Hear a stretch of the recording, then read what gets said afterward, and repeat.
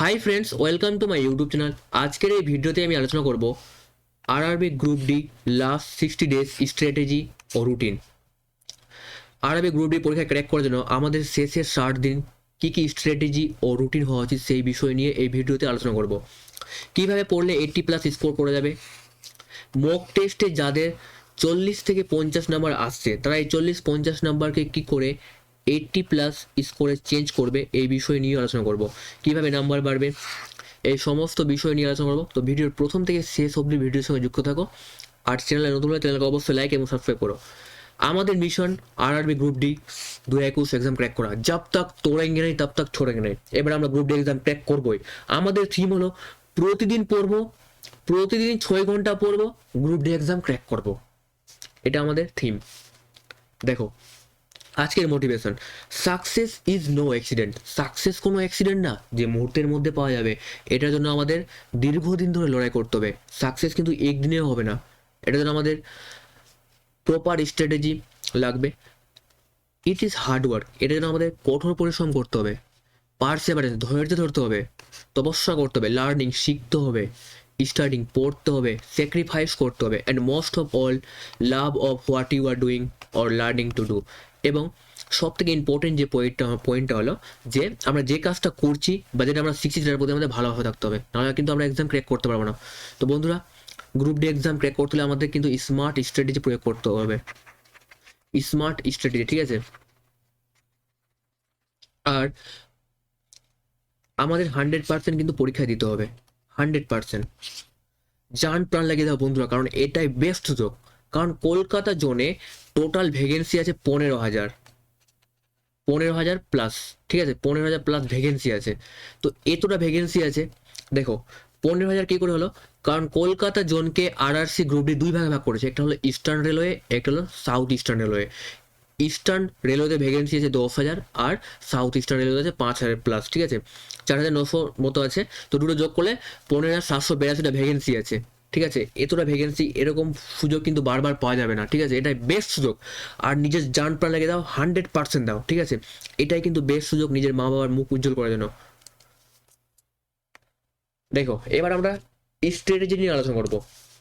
দেখো group D পরীক্ষাতে total 4টে subject থাকবে। ম্যাথ থাকবে, রিজনিং থাকবে,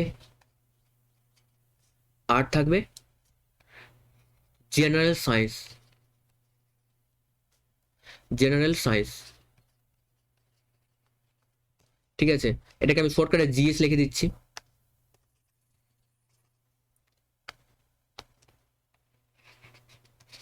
আর্ট থাকবে জেনারেল অ্যাওয়ারনেস, মানে জেনারেল অ্যাওয়ারনেস মানে হলো যেটা কারেন্ট অ্যাফেয়ার্স। দেখো ম্যাথ থাকবে টোটাল গ্রুপ ডি পরীক্ষায় 25 নাম্বারের, ঠিক আছে? আর রিজনিং থাকবে,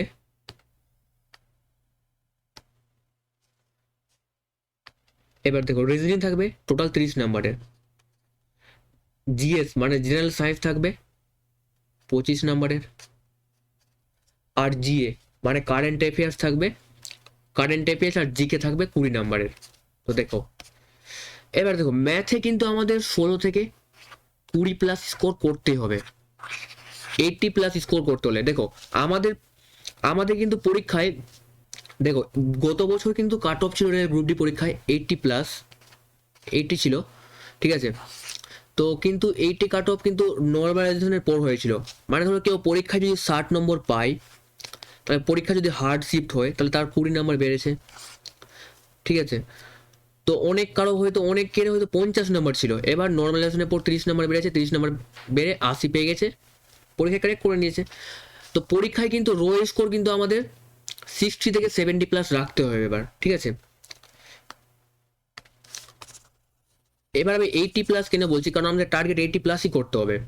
ভ্যাকেন্সি যেহেতু বেশি আছে, কাট অফ কম যাবে এবছর।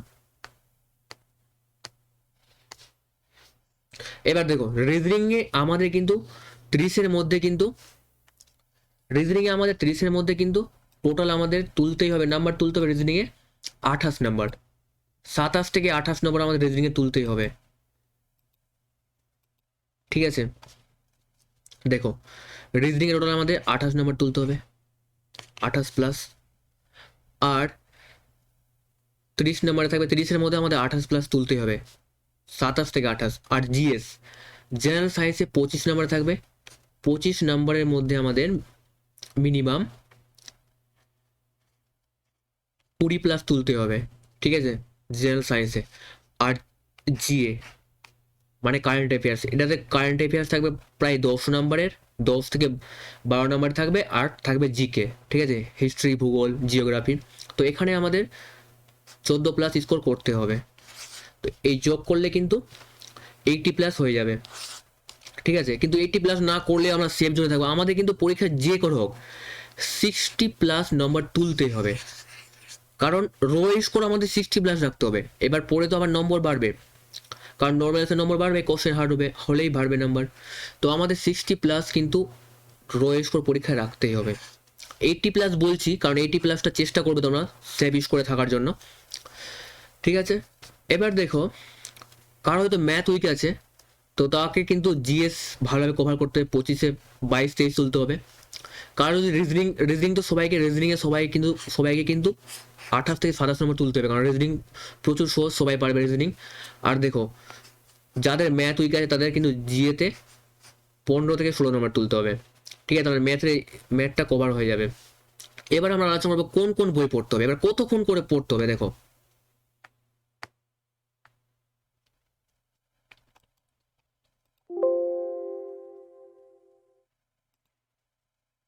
দেখো এবার কতক্ষণ করে পড়তে হবে। দেখো ম্যাথ আমাদের, সরি,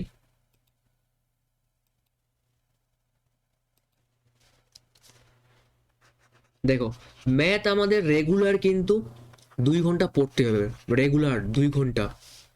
আর জিএস জেনারেল সায়েন্স আমাদের 2 ঘন্টা পড়তে হবে। আর রিজনিং আমাদের 1 ঘন্টা করতে হবে রেগুলার।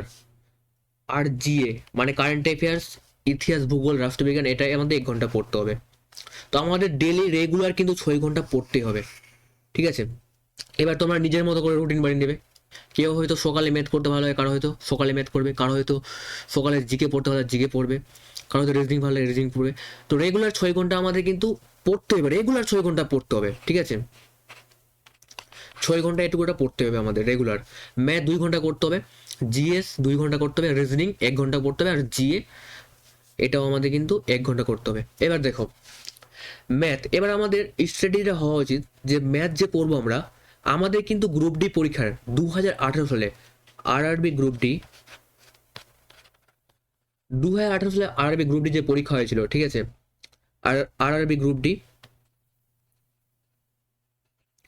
ডির যে 2018 সালে পরীক্ষা হয়েছিল, সেই পরীক্ষায় ম্যাথের যত প্রশ্ন এসেছে, ম্যাথ, সায়েন্স, জিএস, সায়েন্সের, তারপর রিজনিং, সেগুলো আমাদের কিন্তু প্রপারভাবে কভার করতে হবে, ভালোভাবে কভার করতে হবে, ঠিক আছে। প্রিভিয়াস ইয়ারটা আমাদের ভালোভাবে কভার করতে হবে, এটা মাথায় রাখতে হবে। প্রিভিয়াস ইয়ার আমাদের টার্গেট রাখতে হবে যে জানুয়ারি মাসের মধ্যে আমরা previous year math, GK, GS, reasoning এই 4টে সাবজেক্ট আমরা ভালোভাবে কভার করব, ঠিক আছে। কারেন্ট অ্যাফেয়ার্স না করলে হবে, এই 3টে সাবজেক্ট ভালোভাবে করতে হবে, ম্যাথ, জিএস আর রিজনিং। দেখো RRB group D 2018, RRB NTPC, কিছু জায়গায় যে এনটিপিসি পরীক্ষা হলো, আরআরবি এনটিপিসি সিবিটি 1, 2021 সালে যে পরীক্ষা হলো RRB NTPC CBT 1, RRB group D এবং আরআরবি এনটিপিসি আর আরআরবি এলপি, ঠিক আছে। এই এই 3টে সাবজেক্টের আমাদের কোশ্চেন কিন্তু ভালোভাবে কভার করতে হবে, ঠিক আছে। গ্রুপ ডিতে সায়েন্স ছিল, সায়েন্সের কোয়েশ্চেনটা আমাদের ভালোভাবে কভার করতে হবে, ম্যাথও কভার করতে হবে, আর আরআরবি এলপি যেটা ছিল যে লোকো পাইলট, সেটাও কিন্তু আমাদের ভালোভাবে কভার করতে হবে। সায়েন্স, ম্যাথ আর রিজনিং এটা আমাদের করতে হবে যে করে, কারণ প্রিভিয়াস ইয়ার আমরা কমপ্লিট করলে আমরা কিন্তু কনফিডেন্স পাবো। আর সবসময় আমাদের পজিটিভ ভাবতে হবে, নেগেটিভ ভাবলে সব শেষ। সবসময় পজিটিভ ভাবতে হবে, এক মুহূর্তে নেগেটিভ ভাবা যাবে না, ঠিক আছে। কারণ ভ্যাকেন্সি 15,000 প্লাস আছে, আমাদের 60 প্লাস স্কোর করলে কিন্তু আমরা কিন্তু একটি পোস্ট কিন্তু পেয়ে যাবো, ঠিক আছে। 60 প্লাস স্কোর, আমি 80 প্লাস এই কারণে বলছি কারণ এখন সময় আছে, 80 প্লাস স্কোর করা যাবে। তো সময় আছে, তো 80 প্লাস স্কোর করার আমরা চেষ্টা করবো, ঠিক আছে, আমি জেনারেলদের কথা বলছি, কিন্তু 60+ স্কোর করলে এনাফ কিন্তু রেল গ্রুপ ডি পরীক্ষায়, কারণ নর্মালাইজেশনের পর নাম্বার বাড়বে, আর এবার কাট অফ কম যাবে, কারণ 2018 সালে ভ্যাকেন্সি কম ছিল, 2300টা ভ্যাকেন্সি ছিল, আর 2018-19 সালের কিন্তু 15,000+ ভ্যাকেন্সি আছে, তো সেই কারণে কাট অফ কম যাবে। দেখো তাহলে ম্যাথের জন্য আমরা কি করব, RRB loco pilot, RRB group D, RRB NTPC, যত ম্যাথ এসেছে প্রায় টোটাল হয়তো 4,000 ম্যাথের কোয়েশ্চেন হবে, এটা আমাদের সলভ করতে হবে 4,000+। ঠিক আছে, রেগুলার আমাদের 100টা করে কোয়েশ্চেন আমাদের ম্যাথের সলভ করতে হবে প্রিভিয়াস ইয়ারের, 4,000+। দেখো গ্রুপ ডি আর এনটিপিসি এই দুটো মিলিয়ে কিন্তু প্রায় 2,000-এর মতো ম্যাথের কোয়েশ্চেন হবে, এই দুটো আমাদের 4 থেকে 3,000 কোয়েশ্চেন হবে ম্যাথের, এই 4,000 কোয়েশ্চেন আমাদের সলভ করতে হবে ম্যাথের। আর দেখো জিএসও প্রায় কিন্তু 2500+ হবে, কারণ কোয়েশ্চেন তো রিপিট হয়ে যায়, ম্যাক্সিমাম কোয়েশ্চেন ম্যাথেরও কোয়েশ্চেন ম্যাক্সিমাম রিপিট পাবে, জিএসেরও ম্যাক্সিমাম কোয়েশ্চেন রিপিট পাবে, কারণ পরীক্ষায় একই কোম্পানি নেই, টিসিএস নেই, আর পরীক্ষায় একই মানে রেলেরই পরীক্ষা, তো কোয়েশ্চেন তো রিপিট হবে। তো জেনারেল সায়েন্সে আমাদের কিন্তু 1,000 থেকে 1,500টা কোয়েশ্চেন কিন্তু প্রিভিয়াস ইয়ার মুখস্থ করতে হবে, পুরো চেটে নিতে হবে, ঠিক আছে, পুরোভাবে যাতে ঠোঁটে থাকে। জিএস এর জন্য কি করবো আমরা, 1,000 থেকে 1,500টা কোয়েশ্চেন হবে, rail group D, loco pilot আর আরআরবি এনটিপিসি তিনটের কিন্তু কোয়েশ্চেন আমাদের সায়েন্স জন্য কভার করে নিতে হবে, পুরোভাবে কভার করতে হবে, 1,000 থেকে 1,500টা কোয়েশ্চেন হবে, ভালোভাবে কভার করতে হবে। আর রিজনিং, দেখো রিজনিং তো কিছু করে না, রিজনিং সবাই পারবে, প্র্যাকটিস করতে হবে, রিজনিং টু প্র্যাকটিস। আর জিএস দেখো কারেন্ট অ্যাফেয়ার্স আমাদের রেগুলার আধা ঘন্টা করে পড়তে হবে, 30 মিনিট করে রেগুলার পড়তে হবে, আর সাথে একটু ভূগোল ইতিহাস একটু দেখে নেবো সঙ্গে, ঠিক আছে। কারেন্ট অ্যাফেয়ার্স আমাদের পড়তে হবে, দেখো কারেন্ট অ্যাফেয়ার্স আমাদের কিন্তু 2 বছরে কভার করতে হবে, 2 বছরে আমাদের কারেন্ট অ্যাফেয়ার্স কভার করতে হবে, 2020 আর 2021। 2021 ভালোভাবে কভার করতে হবে, 2020 যদি সময় হয় তো 2021-20টাও দেখে নিতে হবে আমাদের। 2 বছরের কারেন্ট অ্যাফেয়ার্স আমাদের ভালোভাবে কভার করতে হবে, তারপর আমরা ইজিলি 20-র মধ্যে আমরা 14+ স্কোর করতে পারবো। এটা হয়ে গেল। এবার দেখো এবার আমরা কোন কোন বই পড়বো। দেখো জেনারেল সায়েন্সের জন্য আমরা লুসেন্ট পড়তে পারবো, লুসেন্ট বেস্ট বুক হবে, লুসেন্ট পড়লে আমরা কিন্তু 25-এর মধ্যে 25 স্কোর করতে পারবো, ভালোভাবে পড়তে পারলাম না। এটা ইংলিশ ভার্সন আর এটা হিন্দি ভার্সন, বাংলা ভার্সনে কিন্তু পাওয়া যায় না, ঠিক আছে। এবার দেখো এটা সায়েন্স এনসিআরটি পড়লে দেখো পরীক্ষার কোয়েশ্চেন কিন্তু এনসিআরটি বেসড হবে, ঠিক আছে, এনসিআরটি থেকে তৈরি করবে, তো এনসিআরটি পড়লে আরো ভালো সায়েন্সের জন্য এটা, ঠিক আছে। এটা সায়েন্সের জন্য এনসিআরটি হয় লুসেন্ট পড়ো আর নয় এনসিআরটি, দুটোর মধ্যে একটা পড়ো। আর এই দুটো বই ইংলিশে আছে, হিন্দিতে পাওয়া যায়। এবার কেউ যদি ইংলিশ আর হিন্দি পড়তে না পারো, বাংলা যদি পড়তে চাও, তাহলে কিন্তু ক্লাস 9 পশ্চিমবঙ্গ বোর্ডে, ঠিক আছে, পশ্চিমবঙ্গ বোর্ডে ক্লাস 9 আর ক্লাস 10-এর, ঠিক আছে, কি বললাম, ক্লাস 9 আর ক্লাস 10-এর সায়েন্সের দুটো বই, জীবন বিজ্ঞান, ভৌত বিজ্ঞান, এই দুটো বই আমাদের ভালোভাবে কভার করতে হবে, ঠিক আছে। আর ভৌত বিজ্ঞানের মধ্যে রসায়ন বিদ্যা থাকে, ভালোভাবে কভার করতে হবে। দেখো সময় কিন্তু আমার হাতে কিন্তু 60 দিন, অনেক সময়, ঠিক আছে, এই সায়েন্সকে কভার করার জন্য। রেগুলার একটা করে টপিক কমপ্লিট করো, ঠিক আছে, বেশি টপিক হবে না, হয়তো মিনিমাম আমাদের সায়েন্সে আমাদের 20টা টপিক ভালোভাবে কভার করতে হবে, ঠিক আছে। এর মধ্যে 15টা টপিক, 10 থেকে 15টা টপিক থেকেই প্রশ্ন থাকবে ম্যাক্সিমাম, তো 20টা টপিক আমাদের ভালোভাবে কভার করতে হবে। এবার দেখো যারা কিন্তু যদি লুসেন্ট নাও তো লুসেন্ট পড়ো, আর যদি এনসিআরটি নেই এনসিআরটি, বেশি বই পড়তে হবে না কিন্তু, একটাই বই পড়তে হবে। আমাদের 4টে সাবজেক্টের জন্য আমরা 4টে বই পড়বো, ঠিক আছে। ম্যাথের জন্য আমরা একটা বই পড়বো, ম্যাথের জন্য আমরা আরিহান্ত, আর নাহলে সুবীর দাস, বাংলায় সুবীর দাস, ইংলিশে আরিহান্ত, আর না হলে আমরা RS আগরওয়ালাটা করতে পারবো, ঠিক আছে।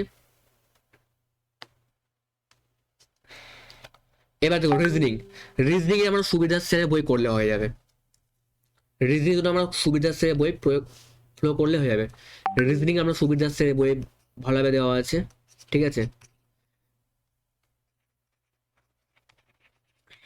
তো বন্ধুরা আমাদের কিন্তু ড্রিম জব হলো আরআরবি গ্রুপ ডি এক্সাম, ঠিক আছে, ক্র্যাক করা, জব তক তোড়েঙ্গে তব তক ছোড়েঙ্গে না, ঠিক আছে। এটা কিন্তু রেলের জব করা কিন্তু অনেক ড্রিম, মানে স্বপ্ন অনেক জনের।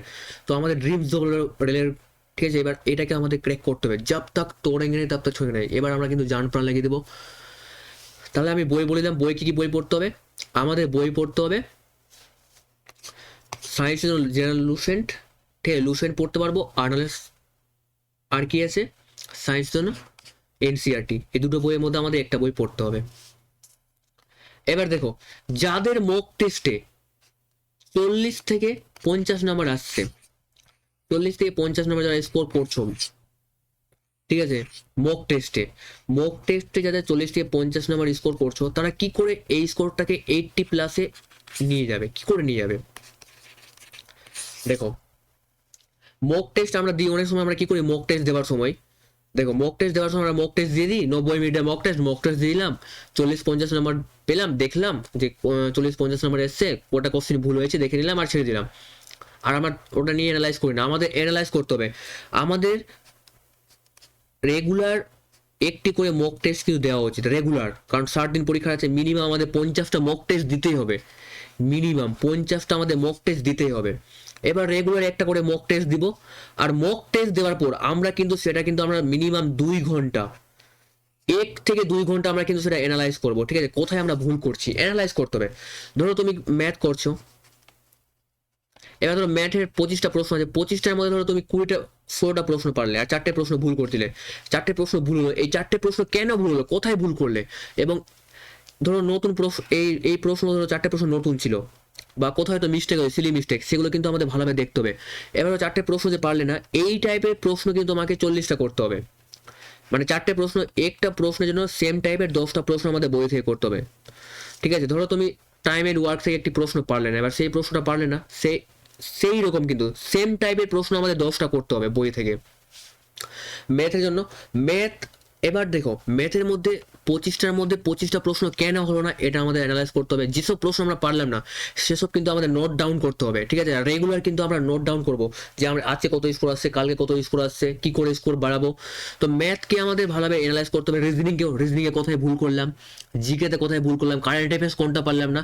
আর দেখো জিএস এর জন্য কারেন্ট অ্যাফেয়ার, দেখো জিএস জেনারেল সায়েন্সের জন্য আমরা কি করবো, জেনারেল সায়েন্সের জন্য আমরা প্রত্যেকটা অপশন ধরে আমরা অ্যানালাইজ করতে হবে। ধরো প্রশ্ন আছে, কোষের শক্তিঘর কাকে বলা হয়, ঠিক আছে, কোষের শক্তিঘর কাকে বলা হয়, মাইটোকন্ড্রিয়াকে বলা হয়। এবার ওখানে অপশন থাকবে, অপশন অনেক কিছু থাকবে, 4টে অপশন থাকবে, যেরকম থাকবে নিউক্লিয়াস, ঠিক আছে, সেন্ট্রোজোম, লাইসোজোম, অনেক কিছু থাকবে। এই 4টে অপশনকে আমরা জানবো, লাইসোজোমের সম্বন্ধেও আমাদের জানতে হবে। 4টে অপশনকে আমাদের ভালোভাবে অ্যানালাইজ করতে হবে, প্রপারভাবে অ্যানালাইজ করতে হবে। আর মক টেস্ট দেওয়ার পর আমাদের রেগুলার 3 ঘন্টা, 1 থেকে 2 ঘন্টা আমাদের কিন্তু অ্যানালাইজ করতে হবে। কারণ মক টেস্টে আমাদের 3 ঘন্টা সময় যাবে। কি করতে হবে, মক টেস্ট দিতে মিনিমাম 90 মিনিটের মক টেস্ট থাকবে আমাদের, কিন্তু মক টেস্টে কিন্তু মিনিমাম 60 থেকে 70 মিনিট আমাদের কভার করতে হবে। আর অ্যানালাইজ করব 1 থেকে 2 ঘন্টা, টোটাল 3 ঘন্টা হয়ে যাচ্ছে। 3 ঘন্টা আমাদের মক টেস্টকে রেগুলার দিতে হবে। 40 থেকে 50 নম্বরকে 80 প্লাসে পরিবর্তিত করতে হলে আমাদের রেগুলার মক টেস্টকে আমাদের 1 থেকে 2 ঘন্টা রেগুলার সময় দিতে হবে, ঠিক আছে। আর আমাদের প্রপার অ্যানালাইজ করতে হবে ম্যাথ, যে 4টা ম্যাথ, ধরো আমি কি বললাম, 16টা ম্যাথ পারলাম, 4টা পারলাম না, এই 4টে ম্যাথ যে পারলাম না, এই টাইপের কিন্তু একটা ম্যাথের পরিবর্তে আমাদের 10টা ম্যাথ প্র্যাকটিস করতে হবে, সেম টাইপের কোশ্চেন আমাদের প্র্যাকটিস করতে হবে 10টা। আর ইমপ্রুভ করতে হবে, যে প্রশ্নগুলো পারলাম না নতুন টাইপের থাকলো সেটা কিন্তু আমাদের ভালোভাবে অ্যানালাইজ করতে হবে, কি করে হলো, কোথায় ভুল করছি, সবগুলো ভালোভাবে কভার করতে হবে। আর জেনারেল সায়েন্সের জন্য আমাদের 4টে অপশনে কিন্তু প্রপারভাবে অ্যানালাইজ করতে হবে। এটুকুটাই, এইভাবে করলে কিন্তু, এইভাবে যদি তোমরা যদি ফলো করতে পারো, তাহলে তোমাদের কিন্তু নাম্বার 40 থেকে 50 থেকে 80 প্লাস স্কোর আসবেই আসবে। তো বন্ধুরা ধন্যবাদ, ভিডিও যদি ভালো লাগে অবশ্যই চ্যানেলকে লাইক এবং সাবস্ক্রাইব করো।